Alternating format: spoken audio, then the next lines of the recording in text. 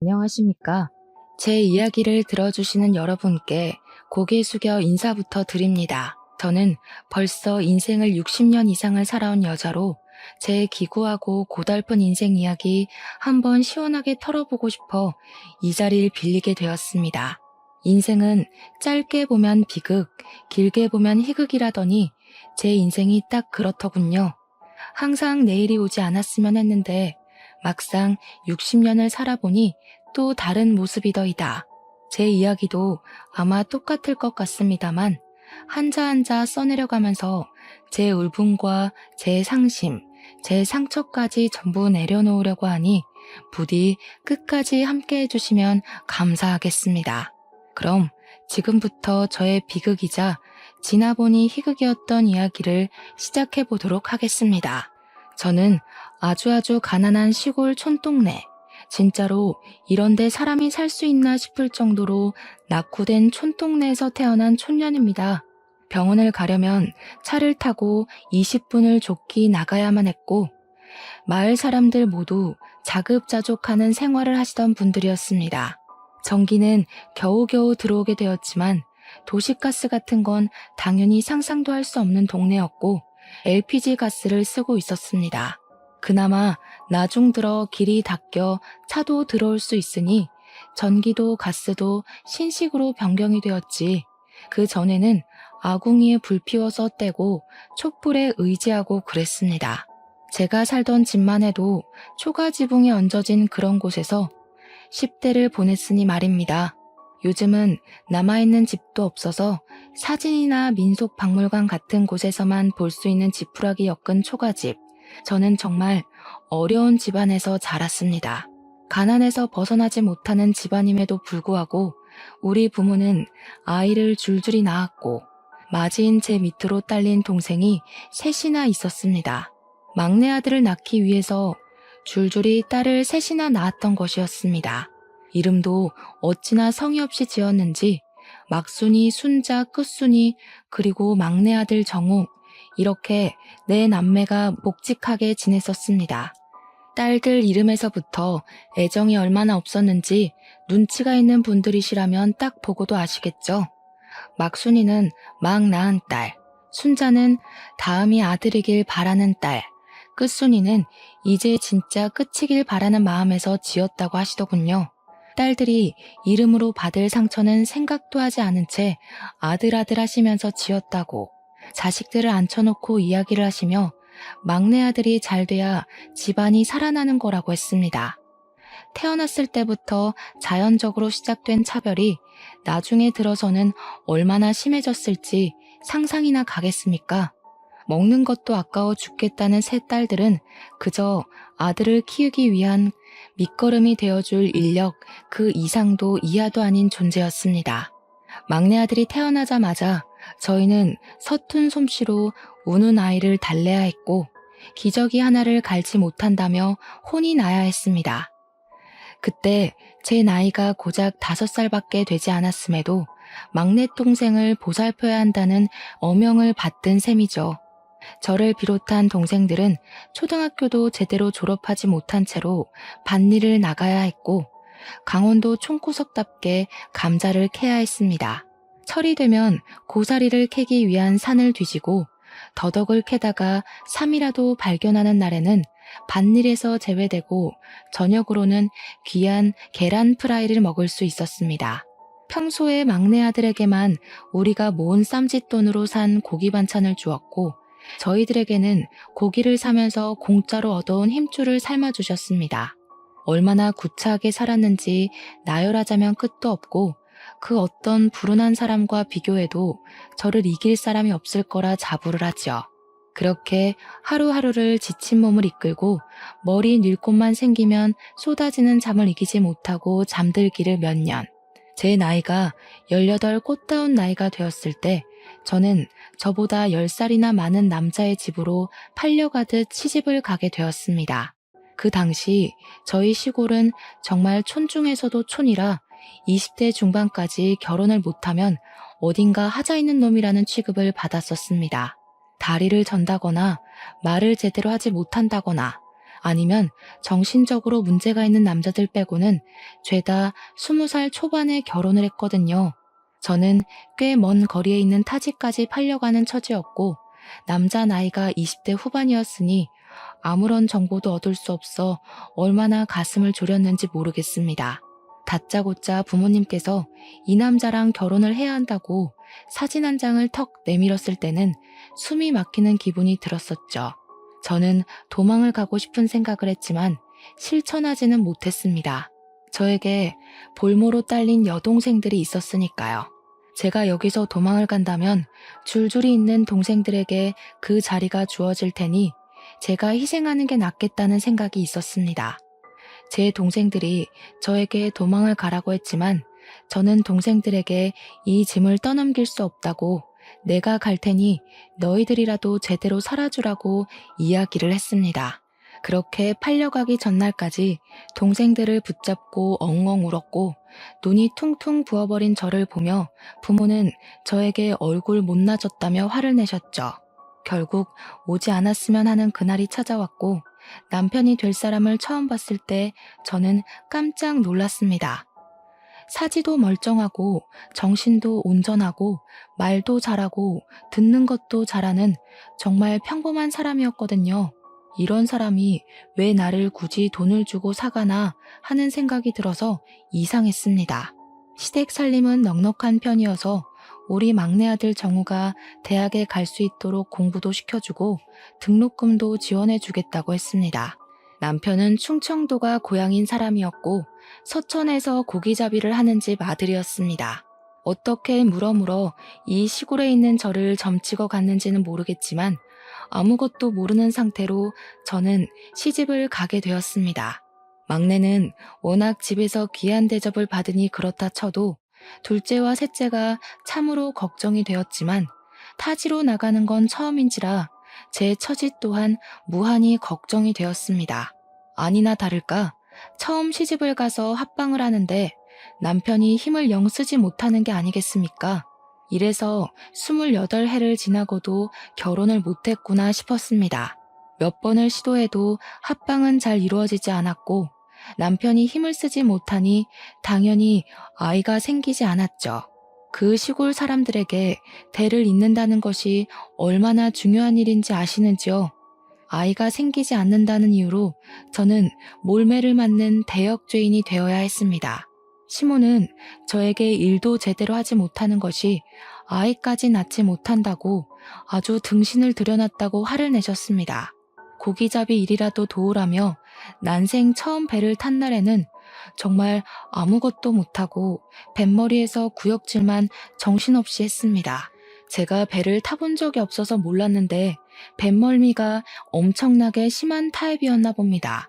정말 머리가 어지러워 두 다리를 딛고 서 있을 수가 없을 정도로 심하게 멀미를 했습니다. 저는 제 뱃속의 장기까지 토하는 줄 알았습니다. 일을 못하고 배 구석에 앉아 계속 빌빌거리고 있자 시모는 저를 한 대 두 대 손을 올리기 시작했고 나중에는 손만 번쩍 들어도 벌벌 떨게 되는 수준이 되었습니다. 저는 자아를 잃어버린 사람처럼 시키는 일만 고지곧대로 해야 하는 로봇이 되었습니다. 식사를 차리라고 하면 밥을 하느라 정신을 놓고 청소를 하라고 하면 청소를 하고 노예 같은 생활을 하다 도저히 견디지 못하겠다는 마음을 먹게 되었죠. 시집살이를 시켜도 너무 시키니까 시집을 온 지 2년째 되던 날 울면서 집으로 전화를 걸었습니다. 엄마, 나 정말 죽을 것 같아. 강원도로 다시 돌아가고 싶어요. 제발 이 집에서는 나는 지나가는 개보다 못한 취급을 받는다고요. 그러자 엄마는 저에게 화를 잔뜩 내면서 제가 지금 집으로 돌아오면 17살밖에 되지 않은 정우는 대학을 어떻게 가겠냐고 말했습니다. 시댁에서 매달 집으로 돈을 보내주어서 정우가 모자람 없이 공부도 하고 동생들도 배부르게 먹으며 살고 있다고 하더라고요. 제가 여기서 버텨야 그 돈이 계속 지급이 될 거고 정우도 대학을 번듯하게 나와야 나중에 집안을 위해 힘쓰지 않겠냐고 하더군요. 저는 너무나도 서운하고 눈물이 왈칵 쏟아졌습니다.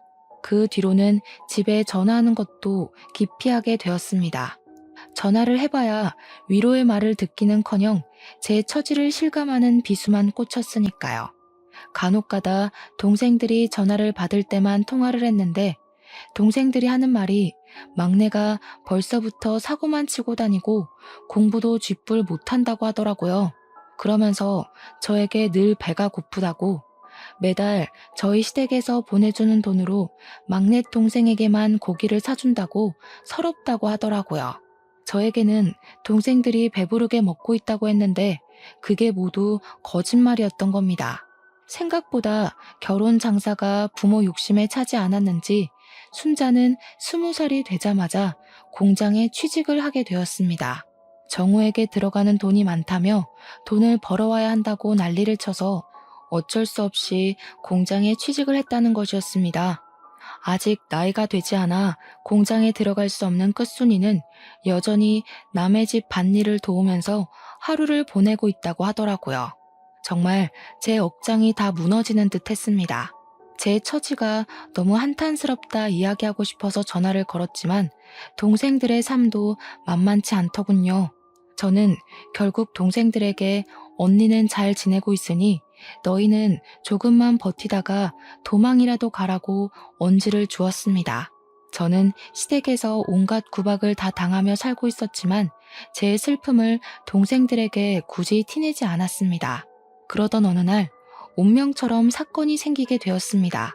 고기잡이를 나갔던 시부모 둘이 사고를 당하게 된 것이었습니다. 그날은 태풍이 북상하고 있다는 태풍 예보가 한 차례 나온 날이었는데 고기잡이 배들은 정박을 하고 바다 근처에 가지 말라는 경보까지 울렸습니다. 하지만 다른 배가 뜨지 않으니 본인들이 후다닥 나가서 한 타임만 쓸고 오면 된다고 시모가 욕심을 바락바락 부린 것입니다. 남편은 태풍이 분다고 하니 위험하다고 고기잡이를 나가지 말자고 몇 번이나 말렸지만 시모는 그런 남편에게 그러니 네가 물러 빠진 거라고 욕을 퍼부었습니다. 나가서 일하겠다는 사람이 없으니 30분 이내로 돌아오겠다며 시부와 시모만 배를 타고 나갔습니다. 저에게도 같이 가자 몇 번이나 요구를 했지만 남편이 뱃멀미도 심한 사람인데 나가봐야 도움도 안 된다고 해서 저랑 남편만 두고 떠나셨습니다.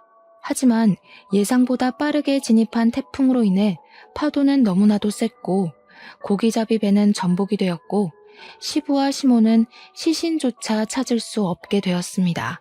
욕심을 부리더니 고기밥이 된 것이라며 마을 사람이 모두 입을 모아 그들의 우매함을 꾸짖었습니다. 갑자기 일어난 사고에 저와 남편은 놀라서 입을 다물 수가 없었고 시신 없는 장례를 치러야 했지만 솔직히 저는 속으로 너무 기뻤습니다. 저를 구박하던 두 사람이 한순간에 사라진 것도 그렇고 천벌을 받아 지옥으로 떨어졌을 거라 믿어 의심치 않았거든요. 문제는 장례를 다 치르고 나서 유일한 밥벌이 수단이었던 배가 사라지고 나니 우리 남편이 할 일이 사라진 것입니다. 배를 다시 사자니 그만한 돈이 없었고 당장 다른 일을 알아보자니 남편에게는 할 줄 아는 것이 고기잡이밖에 없었던 거죠. 다른 집 배를 타자니 뱃삭이 적고 이리저리 재고 따지다가 결국에는 동네 어르신의 도움을 받게 되었습니다. 어르신은 수산 경매 쪽에서 오래 터를 잡고 일을 하시던 분이었는데 남편이 전전긍긍하고 있으니 수산 경매일을 해보라 권유해 주셨던 겁니다. 남편은 더 이상 놀고 먹다가는 둘 다 손가락만 빨게 생겼다면서 수산 경매일에 뛰어들었습니다. 남편에게는 수산 경매일이 뱃일보다 훨씬 적성에 잘 맞았는지 아주 빠르게 적응을 해가기 시작했습니다. 저는 그런 남편을 도와서 무슨 일을 하면 좋을까 고민을 하다가 남편의 경매장에서 생선을 싸게 구입해 올 수 있다는 것을 알아차렸습니다. 그러고는 수산 경매장 옆에 있는 시장에서 생선을 싸게 떼와 팔기 시작했습니다. 처음에는 생선 눈깔이 정말 죽기보다 싫었는데 적응해 가니까 점점 괜찮아지더라고요. 그렇게 둘이 살기 시작하면서 서로 의지하게 되고 대화도 많이 늘게 되었습니다. 결혼한 지 몇 년이 지나고 나서야 남편이 생각보다 나쁜 사람이 아니라는 것을 알게 되었습니다. 알고 보니 시부모의 등살에 그동안 기가 죽어서 아무 말도 못하고 순종적으로 살았던 사람이더라고요. 서로에게 있었던 오해가 서서히 풀리면서 저희 사이가 무척이나 좋아지게 되었는데 그 덕인지 결혼한 지 5년 만에서야 아이가 들어섰습니다. 그동안 남편은 정신적인 압박으로 인해 모든 것이 잘 되지 않았다고 했습니다. 시부모가 사라지면서 그런 압박에서 벗어나게 되니 저희도 순조롭게 임신이 되었던 겁니다. 제 나이 23살에 임신을 했고 24살에 떡두꺼비 같은 아들을 낳았는데 남편이 아이를 보자마자 눈물을 뚝뚝 흘리면서 시부모 생각이 절로 난다는 겁니다. 우리 부모님이 이 아이를 봤어야 했는데 하면서 우는데 이상하게 정남이가 뚝뚝 떨어지더라고요. 아무튼 제가 출산했다는 소식에 우리 부모님이 염치도 없이 병원으로 찾아와 주셨고 아주 황당한 소리를 하시더군요. 우리 딸이 죽을 고비를 넘겨가면서 아들을 출산했으니 출산 기념으로 돈 좀 주고 해야 하는 거 아닌가?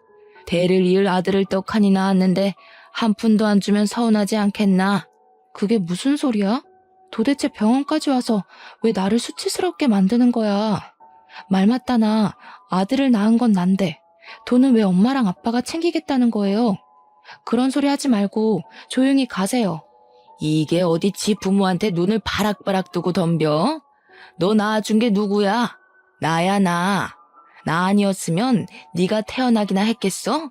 이런 아들을 낳을 수나 있었겠어? 이게 다 엄마랑 아빠가 너 잘 낳아서 아들도 낳고 한 거 아니야. 돈을 주지 않으면 내 딸이랑 내 딸이 낳은 손주까지 강원도로 데리고 가겠네. 도대체 나한테 왜 그래요? 이제는 내 아이를 볼모로 잡고 돈을 내놓으라고 할 수 있어요? 나한테 해준 게 뭐가 있다고. 내가 아등바등 힘들게 살 때 모른 척 해놓고는 이제 와서 내 딸? 내 손주? 정말 염치가 없어도 너무 없으시다. 이래놓고 돈 받아가면 나 몰라라 할 게 뻔한데 지금 나한테 돈을 달라고? 우리 부부한테 용돈을 줘도 모자랄 판에 애를 볼모로 잡고 돈을 달라고? 네가 이렇게 강짜를 부려봐야 우리한테 씨알이나 먹히겠나? 장서방, 우리가 손주 데려다가 키울 테니 돈 마련되면 보내도록 해. 우리가 못할 줄 알고? 내 핏줄 섞인 손주인데 우리가 애 데리고 갈 수도 있지. 돈 준비해 당장. 그러더니 포대기에 쌓인 아이를 냅다 들고 병실 밖으로 나가는 게 아니겠습니까? 저는 아이를 출산한 지 얼마 되지 않아 뛰어서 그들을 잡을 수가 없었고 멍하니 서 있는 남편에게 당장 가서 아이를 데리고 오라고 소리쳤습니다. 남편은 그제야 헐레벌떡 장인어른 장모님 하면서 저희 부모의 뒤를 쫓기 시작했지만 어찌나 발이 빠르던지 이미 건물 밖으로 나가고 없더군요. 어떻게 눈을 뜨고 아이를 바로 앞에서 빼앗길 수 있는지, 아니 고작 돈 몇 푼에 눈이 멀어서 손주를 그렇게 납치할 수가 있는 건지 어이가 없었습니다. 정말 화가 나서 저는 간호사 선생님에게 아이가 납치되었다고 빨리 경찰에 신고를 해달라고 말씀을 드렸고 간호사 선생님도 놀래서 신고를 해주셨습니다. 저는 초조하게 남편이 돌아오기만을 기다렸는데 출동한 경찰이 저에게 아주 충격적인 소식을 전해주었습니다. 경찰차가 출동을 했고 병원으로 달려오는 중 사거리에서 웬 남자가 차에 치였는데 그 앞에 아이를 안고 있는 노부부가 있더랍니다. 경찰이 왠지 신고 접수가 되었던 아이 납치 사건의 용의자라 생각이 되어서 부모를 경찰차에 태워 경찰서로 데리고 갔다고 했어요. 그러면서 아이를 데리고 왔더라고요. 포대기에 쌓인 아이는 우리 아이가 틀림없었습니다. 그렇다면 차에 치인 남자는 바로 제 남편이지 않겠습니까? 너무 놀라서 차에 치인 남자는 어떻게 되었냐고 물어보니 고개를 푹 숙이더라고요. 남편이 횡단보도 신호가 끝나갈 무렵 납치 용의자를 쫓기 위해 무단 횡단을 하다가 차에 치여서 지금 이 병원 응급실로 이송이 되었지만 사망을 했다고 하는 겁니다. 현장에서 즉사를 한 것 같다고 설명을 하는데 도무지 이게 꿈인지 현실인지 구분이 가질 않더라고요. 몇 번을 경찰을 붙잡고 지금 제 남편이 죽었다는 게 사실이냐고 물었는데 경찰은 계속해서 고개만 푹 숙이고 죄송합니다. 고인의 명복을 빕니다만 반복했습니다. 가족이라는 이유로 우리 부모는 풀려나게 되었고 아무런 처벌도 받지 않았습니다. 남편이 무단 횡단을 하다 사고를 당한 것이므로 남편의 죽음에 대한 죗값은 아무도 치르지 않았습니다. 갓 태어난 아기를 안고 엉금엉금 기어 장례식장을 내내 지키고 있는데 정말 꿈 같아서 눈물 한 방울이 나오지 않더군요. 장례식장에 뻔뻔하게 나타난 부모라는 사람들은 미안하다는 말 한마디 없이 국화꽃 하나 올리고는 사라지더라고요. 정말 천벌받아 마땅한 인간들이라는 생각이 머릿속에서 떠나지 않았습니다. 저는 졸지에 과부가 되고 남편의 장례식을 아픈 몸으로 끝마치게 되었죠. 그래도 최근에는 사이가 참 좋았었는데 참 서글퍼지더군요. 아무리 시집살이를 당하는 동안 제 편 한 번 들어준 적 없는 무심한 놈이었다지만 시부모가 돌아가신 이후에는 사이가 달라져 정이 붙었나 봅니다. 그렇게 원하던 아들까지 낳았는데 우리 아들 커가는 것 한번 지켜보지 못하고 이리 허무하게 떠날 줄 알았겠습니까? 남편을 바다에 뿌려주고 나서야 빈자리가 실감났고 우리 아들을 어떻게 키워야 할지 참으로 막막했습니다. 서러운 와중에 우리 부모가 다시 나타나서는 애까지 데리고 어디 가서 뭐 해먹고 살 거냐며 본가로 들어오라고 막무가내로 굴었습니다. 저는 아무런 힘이 남아있지 않은 상태였기에 그대로 끌려서 강원도에 틀어박히게 되었죠. 본가에 가서 딱 3일간 죽은 사람처럼 지내고 있으니 저에게 삿대질을 하며 정신 차리라고 돈을 벌어오라고 화를 냈습니다. 갓난아기를 업어 키우기도 모자란 시간에 돈을 벌어오라고 하루 종일 난리를 쳐대니 매일매일 지옥이 따로 없었습니다. 제가 서천에서 지내는 동안 둘째와 셋째마저 팔려가듯 시집을 가게 되었더라고요. 그들에게서 받은 돈으로 막내 아들 정우의 뒷바라지를 하고 있었는데 이놈이 대가리도 나쁜지 대학 시험에서 낙방을 하고 있었습니다. 재수를 한다, 삼수를 한다 하며 집안에 있던 돈은 다 털어가더니 결국에는 계속된 실패에 술독에 빠져 살고 있더라고요. 우리 부모는 그때에도 정신을 차리지 못하고 술을 퍼먹는 아들의 술값을 대주고 있었습니다. 저는 결국 이 집안의 생계를 책임져야만 했고 우리 아들에게 먹일 분유값이 필요했기에 매일같이 밭일을 나가 하루 일당을 벌어오게 되었습니다. 아기가 차라리 조금만 더 컸어도 공장에 취직이라도 할 텐데 아직 너무 아기라 떼어놓고 10시간씩 일을 하는 건 무리였습니다. 그렇게 악착같이 버텨가며 1년을 보내고 우리 아들이 돌이 되었을 무렵 정우는 4번째 대학 입학시험에서 낙방을 했습니다. 그러자 그렇게 믿어 의심치 않던 우리 부모도 정우에게 막말을 쏟아부으며 탓을 하더라고요. 에라이 돌대가리야. 여태까지 너 공부시킨다고 쏟아부은 돈이 얼마인 줄 알아? 그 돈이었으면 우리 아파트 샀다. 다 썩어 빠진 집에 살면서 네 뒷바라지를 그렇게 했으면 떡하니 대학 붙어서 의사가 되어야지. 허구한 날 술만 처먹고 공부는 하지도 않고. 그래서 어떻게 의사가 돼서 우리를 호강시켜줄 셈이냐? 그 말에 동생은 엄청나게 화를 내며 집안을 뒤집어 엎기 시작했습니다. 정말 고래고래 소리를 지르며 집안 집기를 다 던지는 바람에 우리 아기가 깨서 엉엉 울기 시작했죠. 내가 언제 의사가 되겠다고 했어? 그게 다 엄마 아빠 욕심이었지. 나는 그냥 대충 살다 대충 죽으려고 했다고. 그리고 술값 대준 게 언젠데? 언제는 나보고 스트레스 풀 겸 술이나 마시라더니 왜 이제 와서 딴소리야? 내가 언제 의사 한다고 했어? 그리고 애새끼는 왜 이렇게 울어대는 거야? 정신 사납게. 이딴 집구석에서 공부를 하라고? 퍽이나 되겠다. 우리 아이가 엉엉 우니 부모도 정우도 애 때문에 정신 사납다며 화를 냈고 저는 그 밤늦은 시간에 아이를 업고 밖으로 나왔습니다.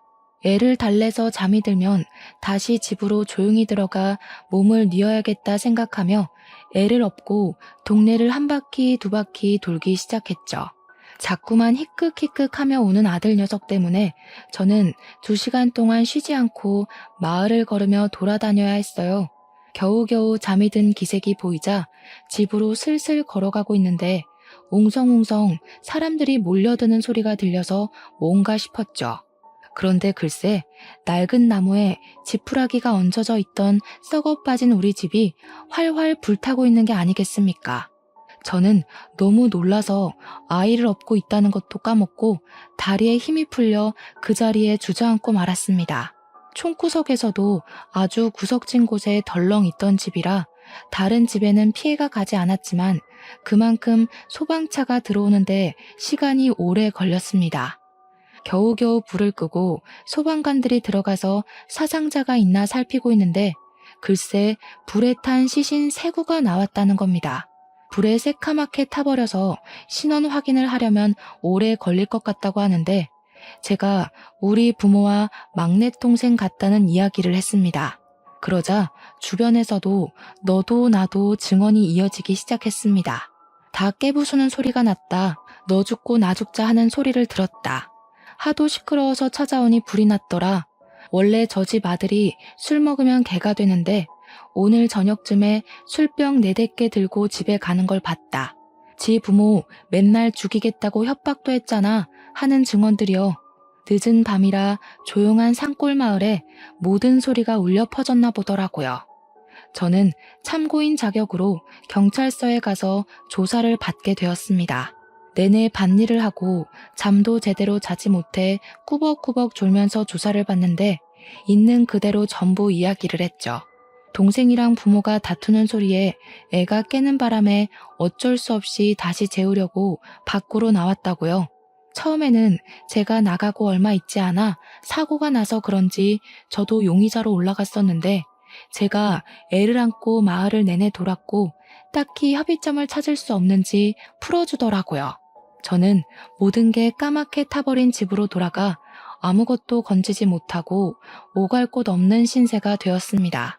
그러던 도중 남편이랑 저랑 살던 전셋집이 생각이 났습니다.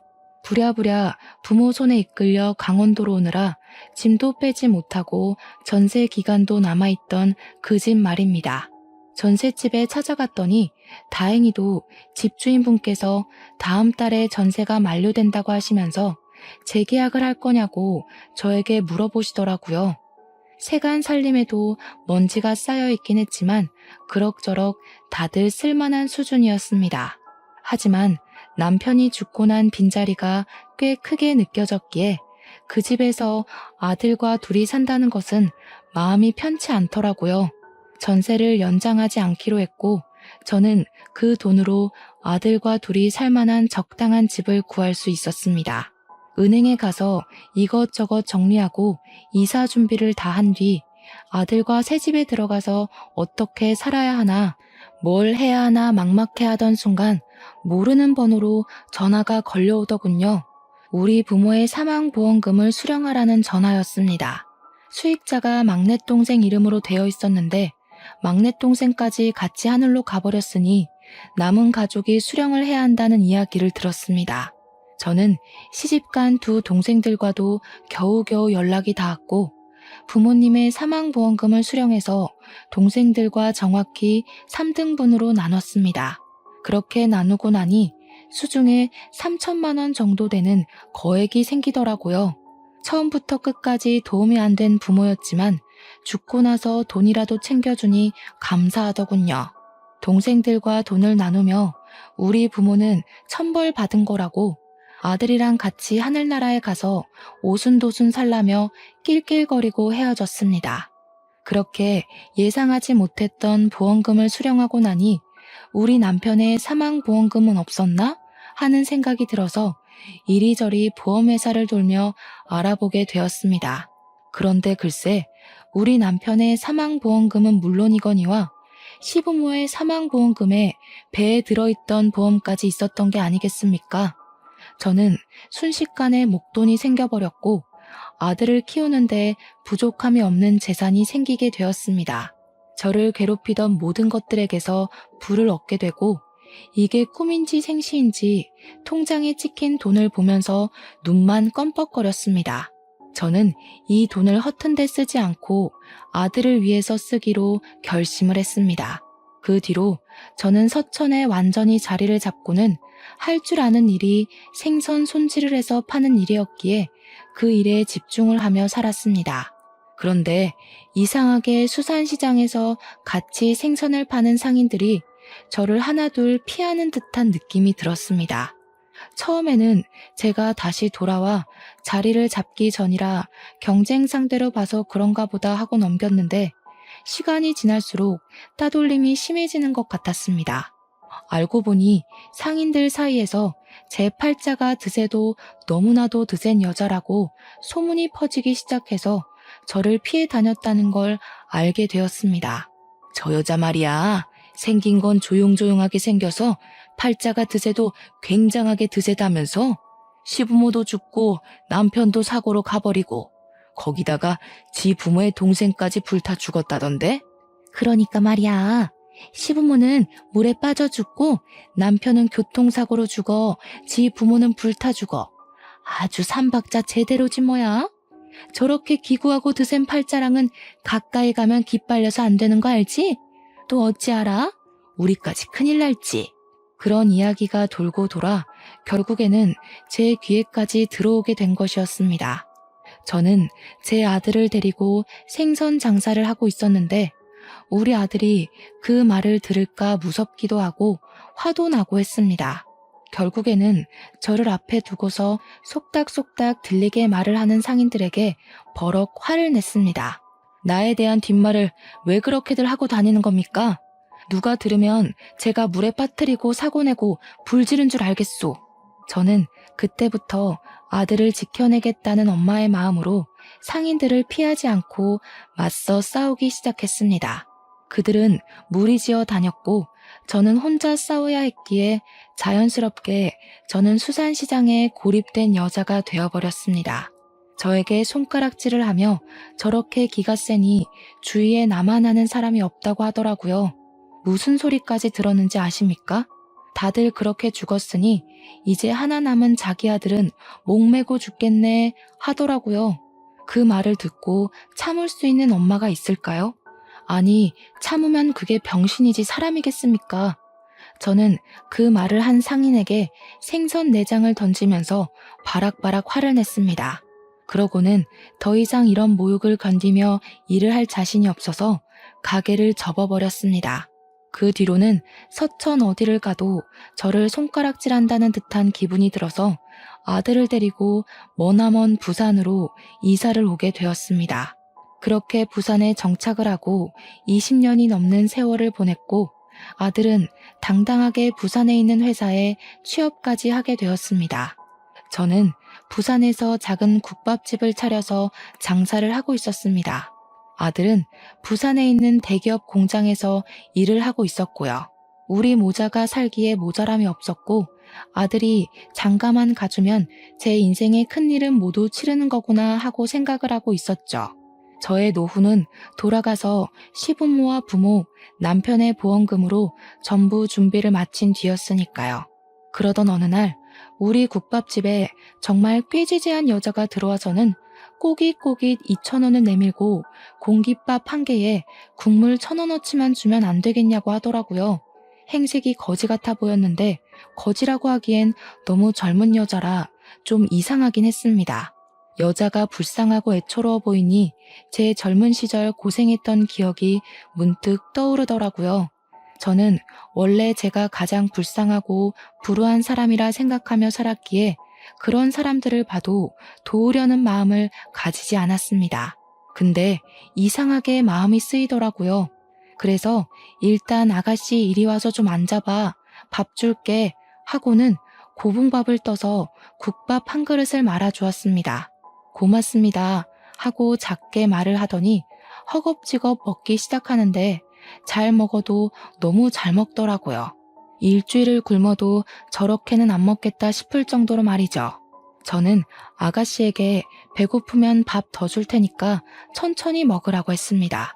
그러니 제 눈치를 힐끗 보면서 천천히 밥을 먹기 시작하는데 어딘가에 쫓기는 사람처럼 보여 마음이 아팠습니다. 밥을 다 먹고 나더니 2,000원을 내밀면서 잘 먹었습니다 하더라고요. 그런데 다 구겨진 그 2,000원이 전 재산으로 보였는데 제가 어떻게 그 돈을 받을 수가 있겠습니까? 저는 그 돈을 다시 아가씨 주머니에 넣어주면서 됐다고 사정이 딱해 보여서 밥 한 그릇 말아준 거라고 했습니다. 그러니까 그 아가씨가 갑자기 눈물을 뚝뚝 흘리면서 나중에 꼭 갚겠다고 정말 감사하다고 하는 겁니다. 순간 느낌이 싹 들어오는데 이상하게 이대로 그냥 보내면 안 될 것 같더라고요. 아가씨, 혹시 어디 일할 곳 있어? 아니요. 그러면 혹시 우리 가게에 직원 하나 구해보려고 하는데 아가씨가 일해볼래? 내가 월급은 많이 못 줘도 밥은 꼬박꼬박 줄 수 있어. 당장 어디 일할 데 없고 갈 데 없으면 우리 가게에서 한번 일해봐. 그러니까 조심스럽게 정말 자기가 이곳에서 일을 해도 되겠냐고 묻더라고요. 당연히 된다고 마침 잘 됐다고 했습니다. 그러고는 그 아가씨 손에 5,000원을 쥐어주면서 그 꼴로는 왔던 손님도 나가게 생겼으니 일단 목욕탕에 가서 씻고 오라고 했습니다. 5,000원을 들고 도망을 간다면 그냥 거지한테 적선한 셈 치자 하고 마음을 먹었는데 한 3시간이 지나니까 뽀얗게 씻고 나타났더라고요. 하지만 갈아입을 옷이 없었는지 그 더러운 옷을 그대로 입고 온 게 아니겠습니까? 내가 여벌옷이라도 챙겨줬어야 했는데 정신이 없었네.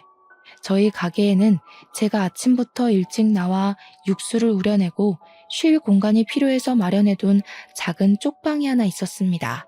거기에 옷까지 몇 벌을 두고 땀이 나면 갈아입고 했었는데 그 옷이 생각이 나서 아가씨에게 하나 건네주었죠. 제가 입던 옷이라 조금 촌스럽긴 했어도 워낙 곱게 생긴 아가씨라 그런지 그럭저럭 잘 어울리더라고요. 저에게 친절을 베풀어 주셔서 감사하다고 하는데 다른 건 몰라도 심성은 참 고운 것 같았습니다. 그게 인연이 되어 우리 가게에서 쭉 일을 하게 되었고 오갈 데가 없는 상황인 것을 알게 되어 제 가게 쪽방에서 지내며 일을 하게 도와주었습니다. 그렇게 한 3개월을 같이 손발을 맞춰보니 일도 잘하고 손도 야무지고 눈치도 빠르더라고요. 근데 아가씨는 부모는 어디 가고 혼자 그 꼴로 돌아다니게 된 거야? 태어났을 때부터 어머니는 안 계셨고요. 아버지와 둘이 살았는데 아버지께서 사업에 실패하시고 도박 중독자가 되셨어요. 도박 자금이 부족해지자 결국에는 사채를 빌려다가 쓰셨고 사채업자를 피해서 혼자 도망을 치게 되었어요. 제가 집에 있었는데 저를 납치해서 술집에 팔아버리겠다, 장기를 팔아버리겠다 하는 이야기를 듣게 되었거든요. 아이고, 고생 많았네. 그러면 사채업자는 따돌린 거야? 납치를 당했었는데 죽기 살기로 달리는 차에서 뛰어내려서 밤이고 낮이고 노숙을 하며 여기까지 도망쳐오게 됐어요. 제 고향이 원래 경주였거든요. 일단은 여기까지 숨어들었으니 못 찾을 것 같긴 해요. 그 사정을 전부 듣는데 우리 부모 생각이 나면서 속이 터지더라고요. 저는 어떻게든 아가씨에게 도움을 주고 싶어서 우리 국밥집 단골 변호사한테 물어보니까 그런 빚은 상속을 포기하면 된다고 하더라고요. 원래 부모의 빚을 자식이 갚을 의무가 없다고 하길래 저희는 당당하게 나가기로 했습니다.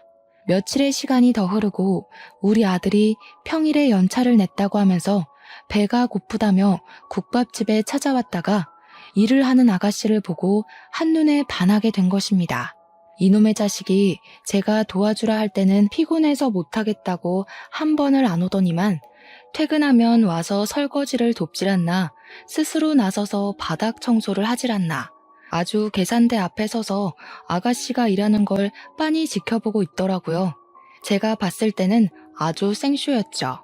제가 기가 차서 제가 가게 문을 닫으면 아가씨가 쪽방에서 잠을 자니 밖에 걸쇠는 따로 닫지 않았어요. 혹시 아가씨가 밖에 나가야 할 일이 생길지 모르니까요. 집에 가자고 아들을 불러내니 가게에서 한잔하면 안 되냐고 슬쩍 눈치를 보길래 혀를 끌끌 찼죠. 아가씨 같이 한잔하자 하면서 셋이 술판을 벌였는데 뭐가 그리 궁금한 게 많은지 아들이 아가씨한테 이거저거 막 물어보더라고요.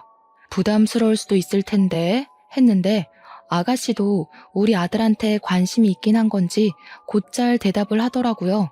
늙은이가 빠져줘야 할 일이 생겨도 생기겠다 싶어서 너네 둘이 마실 만큼 잘 마시고 문단속 잘하고 내일 보자 하고는 집으로 돌아왔습니다. 근데 참 일은 예상치 못할 때 터지더라고요. 몇 개월간 아가씨를 추적했던 사채업자가 가게를 어찌 찾았는지 그날 딱 들이닥친 겁니다. 제가 돌아온 줄 알고 아들이 문을 열었는데 사채업자가 떡하니 들어와서는 아가씨를 끌고 가려고 한 거죠. 막으려던 아들이 밀려서 넘어졌고 벽에 부딪히면서 글쎄 가벼운 뇌진탕 증세가 찾아온 겁니다. 건너편에서 24시간 국수 장사를 하던 국수집에서 바로 경찰에 신고를 해줬고 근처에 있던 경찰이 바로 출동을 해서 다행히 현장에서 바로 사채업자가 체포되었습니다. 아가씨가 끌려가지 않겠다고 길거리에서 내내 반항을 한 덕에 시간을 끌었던 덕에 경찰이 출동할 때까지 버틸 수 있었던 거였습니다. 제가 자다가 연락을 받고 벌떡 일어나서 경찰서에 갔더니 아가씨 얼굴이 아주 말이 아니더군요. 놀래서 바로 밤늦은 시간인데도 불구하고 단골 변호사에게 전화를 걸었고 아침이 밝자마자 경찰서에 와서 일을 해결해 주시기로 했습니다.